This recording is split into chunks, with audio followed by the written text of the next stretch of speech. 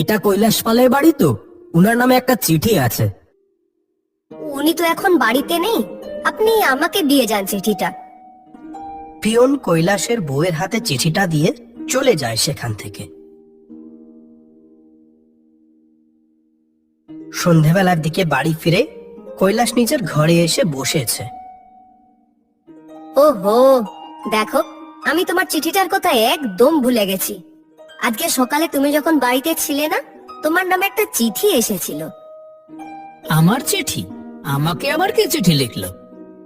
কৈলাসের বউ তাকে চিঠিটা দিল। আরে, এ তো আমার ছোটবেলার বন্ধু নগেনের চিঠি। দেখি কি লিখেছে। বন্ধু কৈলাস, তোরা সব কেমন আছিস? আশা করি সবাই ভালো আছিস।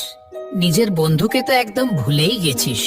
কত দিন হয়ে গেল তোর সাথে দেখা হয় না। এখন তো তোদের স্কুলে গরমের ছুটিও পড়েছে। কটা দিনের জন্য পারলে এসে আমার এখান থেকে ঘুরে যাস।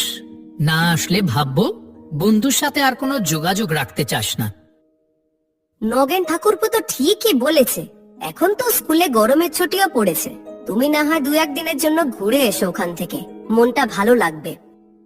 বন্ধুর চিঠি পড়ে